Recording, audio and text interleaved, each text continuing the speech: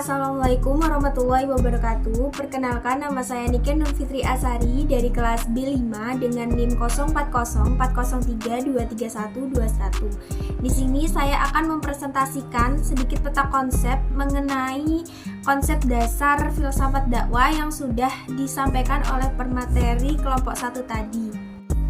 Nah, jadi di sini yang pertama saya akan menerangkan mengenai definisi atau pengertian filsafat dakwah. Apa sih itu filsafat dakwah?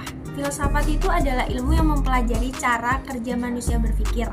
Sedangkan untuk dakwah sendiri itu cara seseorang menyampaikan sesuatu. Jadi konsep dasar filsafat dakwah itu merujuk pada prinsip-prinsip dan landasan pemikiran yang menjadi dasar dalam upaya menyebarkan agama, terutama dalam konteks ajaran Islam. Nah, jadi yang dimaksud kajian pokok ajaran Islam itu seperti kajian filsafat dakwah yang pada dasarnya itu mencakup 4 aspek pokok.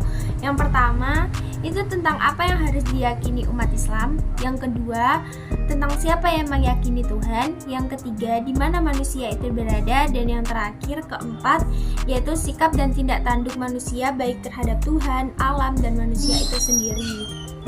Kemudian yang disebut cara kerja manusia berpikir yang tadi didefinisikan dari filsafat, yaitu dituntut untuk berpikir bagaimana membawa masyarakat keluar dari persoalan-persoalan yang sedang dihadapinya. Karena hal tersebut tuh membutuhkan pemikiran yang mendalam, maka tentu saja memerlukan filsafat. Selanjutnya ada ruang lingkup filsafat dakwah. Yang pertama itu ada ontologi ilmu dakwah dan kajiannya. Ontologi menyelidiki sifat dasar dari apa yang nyata secara fundamental.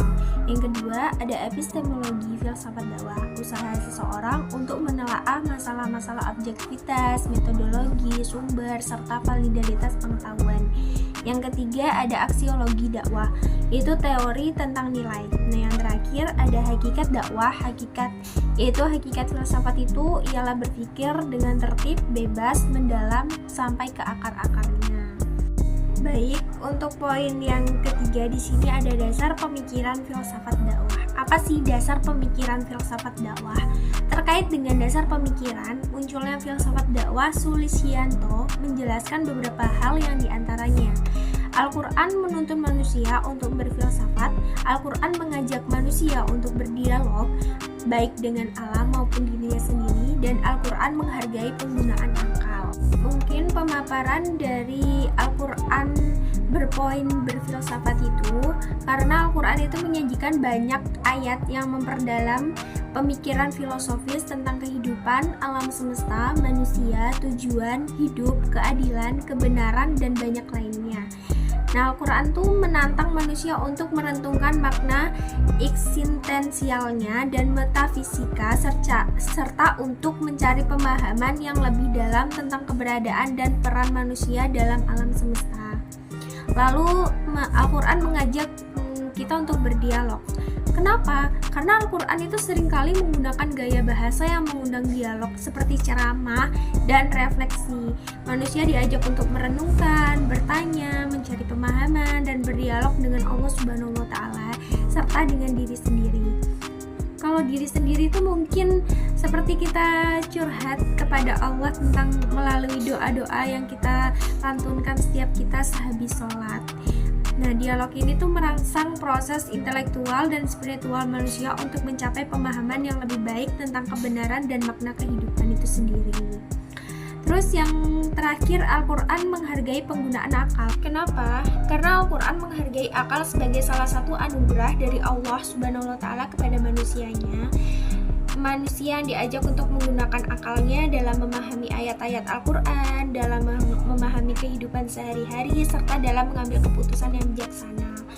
Penggunaan akal ini dipandang sebagai sarana untuk mencapai kebenaran dan mendekatkan diri kepada Allah Subhanahu wa Ta'ala. Lanjut, untuk poin keempat di sini ada tujuan dan fungsi filsafat dakwah. Tujuannya itu secara umum dapat membekali mahasiswa atau dai untuk berpikir kritis, analisis, sistematis dalam mengembangkan kegiatan dakwah dan dalam menghadapi berbagai macam persoalan keumatan. Kemudian untuk fungsinya sendiri dakwah dalam sistem Islam menurut Abdul Basit ada 4, Yang pertama itu mengesahkan Tuhan penciptaan alam semesta, mengubah perilaku manusia, membangun peradaban manusia yang sesuai dengan ajaran Islam, dan menegakkan kebaikan serta mencegah kemungkaran di dalam kehidupan. Terakhir, di poin kelima tentang manfaat filsafat dakwah. Filsafat dakwah membantu untuk mendalami pertanyaan-pertanyaan asasi manusia tentang realistis, filsafat teoristis, dan lingkup tanggung jawabnya atau filsafat praktis. Kemampuan itu dipelajarinya dari luar jalur secara sistematik atau secara historis. Ya, next. Terakhir saya akan menerangkan mengenai kesimpulan dari konsep dasar filsafat dakwah. Integrasi antara filsafat dan dakwah. Filsafat dakwah menghubungkan prinsip-prinsip filsafat dengan praktik dakwah.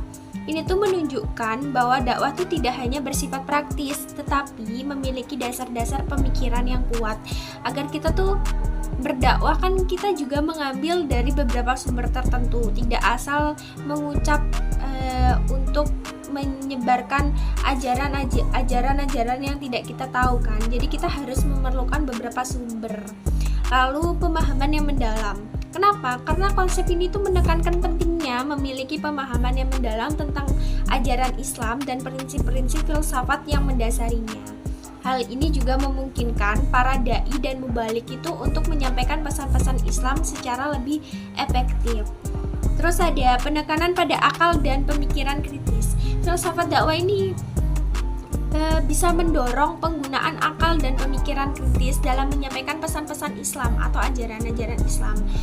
Kenapa? Karena dakwah itu bukanlah sekedar menirukan atau mengikuti tradisi saja, tetapi juga melibatkan proses berpikir yang aktif dan analitis. Mungkin itu saja kesimpulan yang dapat saya ambil. Wassalamualaikum warahmatullahi